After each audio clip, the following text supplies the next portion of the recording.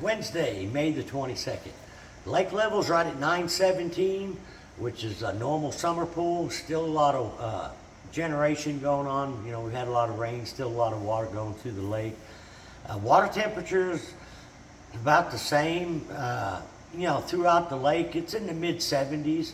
In the mornings, if you get in the upper rivers, it'll be a little bit cooler. Then when the sun comes out, it warms up quite a bit. But you know, fishing's been really good. I didn't do a fishing report last week. I was at Bull Shoals for a day or two, and we fished a fish tournament at Bull Shoals Saturday and one here Sunday.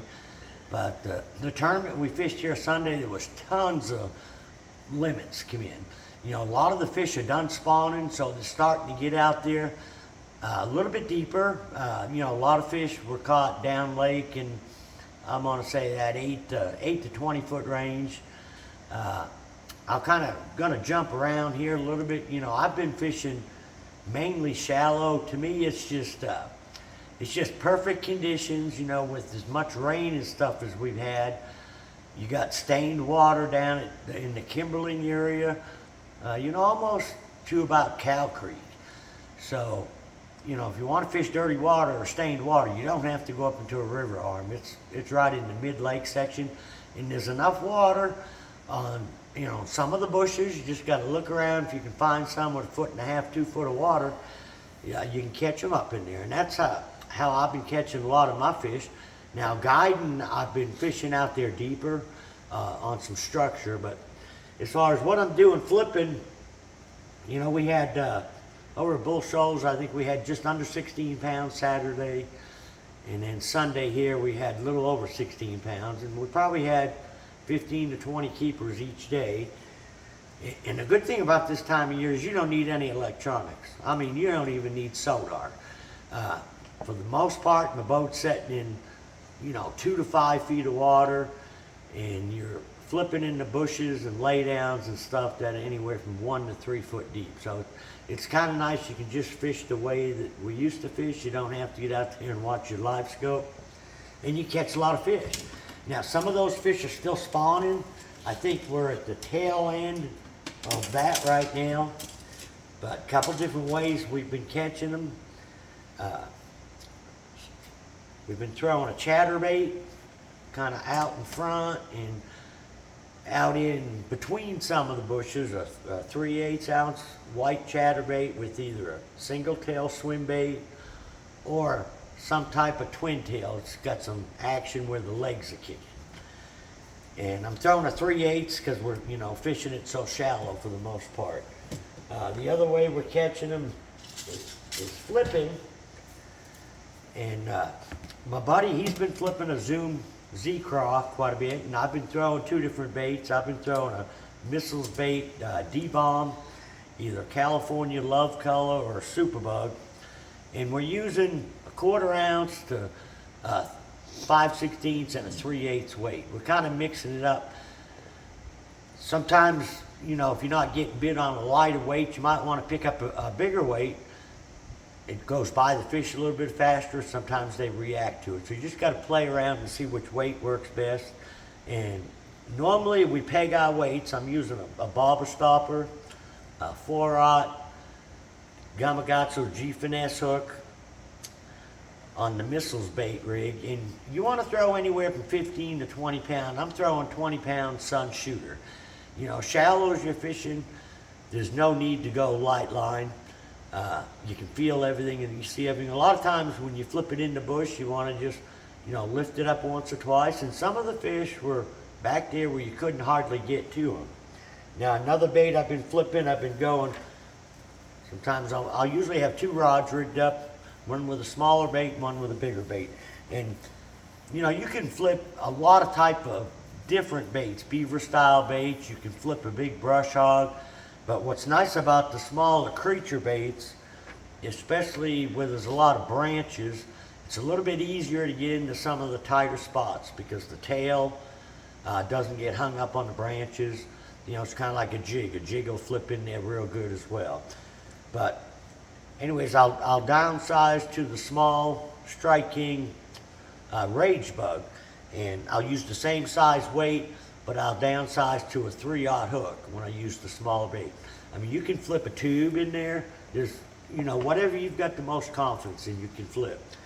And, you know, a lot of the areas we're just kind of right outside the spawning areas, looking for bushes and, you know, some willows and any kind of cover or laydowns that might have anywhere from 1 to 3 foot of water on them. With the lake level like this, you got to look around to find that, because there's a lot that's a little too shallow. But what's good, like I mentioned about that stained water, normally down there in the clear water, where it's stained right now, normally they're hard to catch when it's gin clear, but it's got enough stain there right now you can catch them. Now, as far as you know, like the shad spawn, I really haven't found it. Some of the guys I talked to have had a little bit of a top water bite and a swim jig bite in the mornings around some of the docks. I fished down at Indian Point today, Kimberling City to Indian Point yesterday, and a lot of the areas I normally find the shad spawning, I did not find them. But I know it's happening in some areas of the lake. I just haven't been able to find it. You know, the water temperature's right, and the bass, for the most part, are done spawning. So that's usually a deal that, you know, happens right after the bass spawn and the shad start to spawn. But like I say, a lot of them fish are starting to move out. I mean, you still catch them. You know, if you're down lake, if you are around the shad spawn and you can't get them to bite a top water, a lot of times we'll throw a white jig or still throwing a swim bait. And we'll throw a swim bait all year long. You know, like a 2.8 or 3.3. Just try to count it down to however deep you see the schools of shad, or even if you see the fish busting and they seem to be slapping at the top water and you can't get hooked up with them, try a little swim bait or even a weightless fluke around them fish that are busting. But I have started catching some fish on a drop shot. Seems like every time I go out to some of the conservation brush piles, there's more and more fish out in them areas. And you know, the lake won't develop a thermocline as long as they're generating as much water as what they are. There's a lot of water flow going through there. And so I don't think we'll see a thermocline till the water flow slows down, plus the water gets, you know, close to 80 degrees. But I've been throwing a missiles bait, a 4-inch mini worm, and what's pretty neat about these worms is Robo is the one that makes them.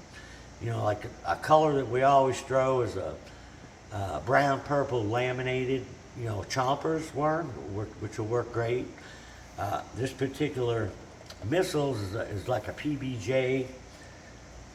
Then they've got, I think it's called John's Juice, which is more like a plum color. And those are, you know, pretty much my favorite two colors. I'm usually throwing it on 6 or 8 pound line, 1/4 ounce weight. I'm getting on top of the brush piles, and you can see the fish, you know, moving up on top of them. So I just try to keep it right above the brush. A lot of times you can cast to the brush piles, but right now it seems like I've been able to get right on top of them in vertical fish. As that water gets a little warmer, you know, there'll be more and more fish out there. You can still fish a tube and, you know, a football jig and like a peewee jig in that 8 to 15 foot of water. But I find the bites are getting fewer and fewer there. I think the fish are starting to move a little bit deeper.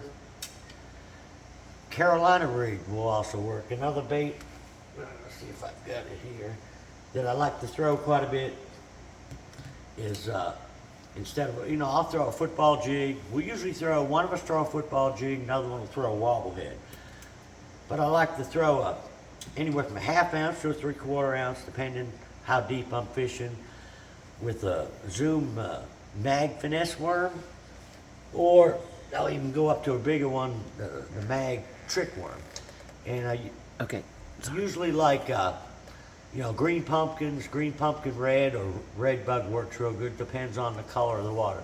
Now I'm starting to find some fish moving out on what we call the ledges or the roll-offs. They've been mainly Kentuckys with a few largemouth mixed in, but I think as more of them fish get rested up, structure bite's gonna get a little better. And the deep crankbait should also start coming into play if it's not already. But, you know, a lot of things going on, a lot of fish being caught. You can almost take your favorite technique, you know, and catch fish that way. You know, the flipping bite is by no means fast and furious. You got to be really patient and fish methodic, as is, you know, the chatterbait bite. The drop shot bite seems like I got to run several different brush piles. But we got a big weekend coming up this weekend. Going to be a lot of boats out there. When we came in from the tournament Sunday, I could not believe how busy the lake was. It looked like the 4th of July. So if the weather's nice, you know, be careful out there. There's going to be a lot of boats. Just everybody be safe and have a great weekend. So till next week, good luck, good fishing.